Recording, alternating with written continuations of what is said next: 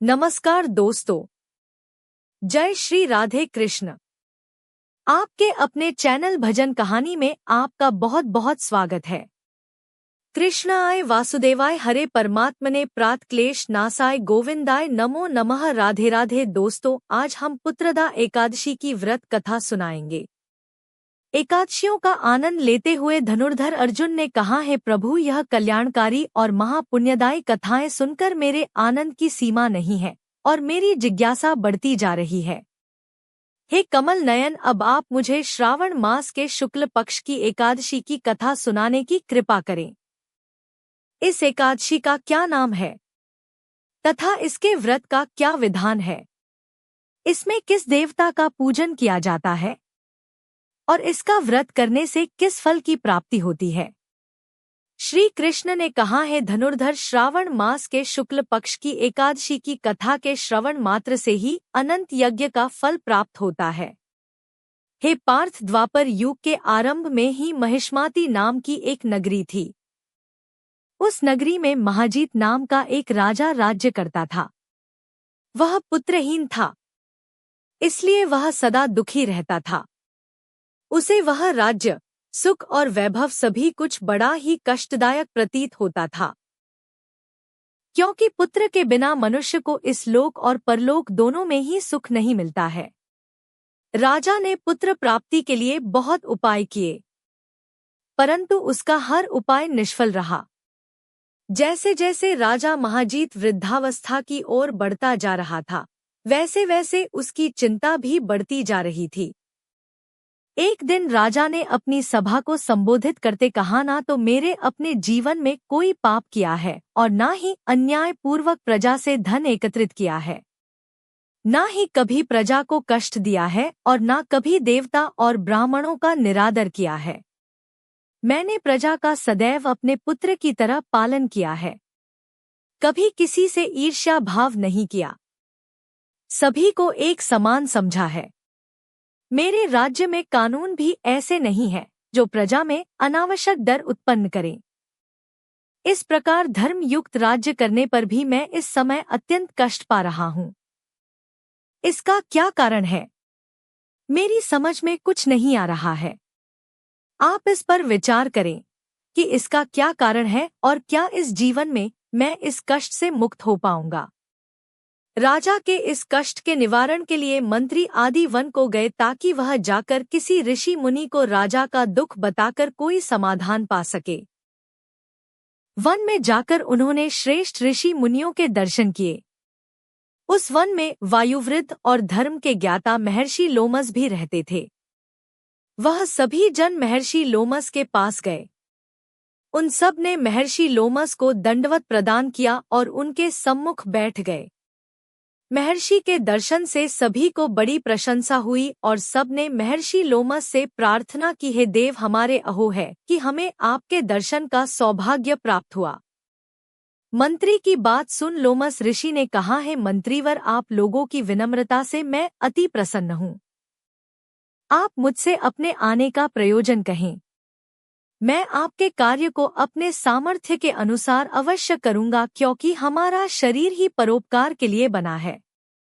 लोमश ऋषि के ऐसे मृदुल वचन सुनकर मंत्री ने कहा, है ऋषिवर, आप हमारी सभी बातों को जानने में ब्रह्मा से भी ज्यादा असमर्थ हैं।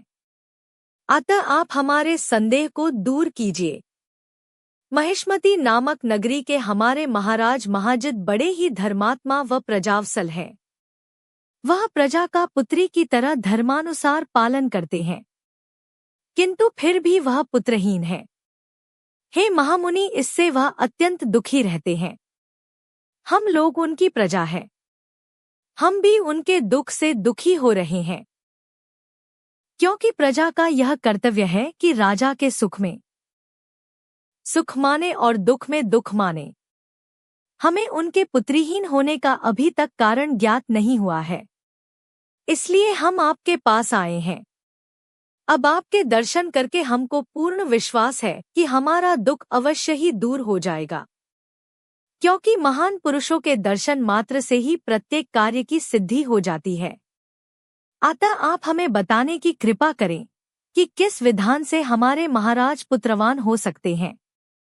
हे ऋषिवर, यह आपका हम पर व हमारे राज्य की प्रजा पर बड़ा ही उपकार होगा। ऐसी करुण प्रार्थना सुनकर लोमस ऋषि नेत्र बंद करके राजा के पूर्व जन्मों पर विचार करने लगे। पलों बाद उन्होंने विचार करके कहा, है भद्रजनों, यह राजा पिछले जन्म में अत्यंत उदंड था तथा बुरे कर्म किया करता था। उस जन्म में यह एक गांव से दूसरे गांव में घूमा करता था। एक बार ज्येष्ठ माह के शुक्ल पक्ष की एकादशी के दिन की बात है। यह 2 दिन से भूखा था। दोपहर के समय एक जलाशय पर जल पीने गया। उस स्थान पर उस समय एक गाय जल पी रही थी। राजा ने उसको प्यासी ही भगा दिया और स्वयं जल पीने लगा। हे श्रेष्ठ पुरुषों, इसलिए राजा को यह कष्ट भोगने पड़ रहे हैं। एकादशी के दिन भूखा रहने का फल यह हुआ कि इस जन्म में यह राजा है और प्यासी गाय को जलाशय से भगाने के कारण पुत्रहीन है। यह जान सभी सभासद प्रार्थना करने लगे, हे ऋषि श्रेष्ठ, शास्त्रों में ऐसा लिखा है कि पुण्य से पाप नष्ट हो जाते हैं।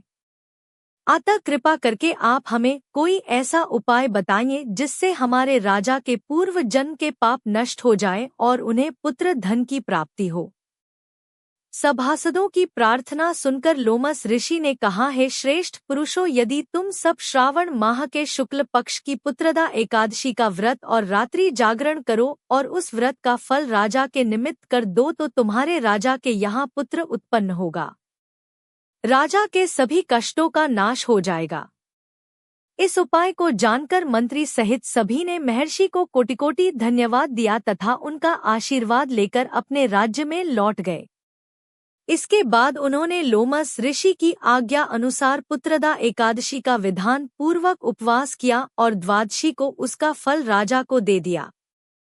इस पुण्य के प्रभाव से रानी ने गर्भधारण किया और 9 माह पश्चात एक अत्यंत तेजस्वी पुत्र को जन्म दिया। हे पांडु पुत्र, इसलिए इस एकादशी का नाम पुत्रदा पड़ा। पुत्र की इच्छा रखने वाले मनुष्य को विधान पूर्वक श्रावण माह की शुक्ल पक्ष की एकादशी का व्रत करना चाहिए। इस व्रत के प्रभाव से इस लोक में सुख और परलोक में स्वर्ग की प्राप्ति होती है। तो यह थी आज की कथा, यहीं पर समाप्त करते हैं दोस्तों।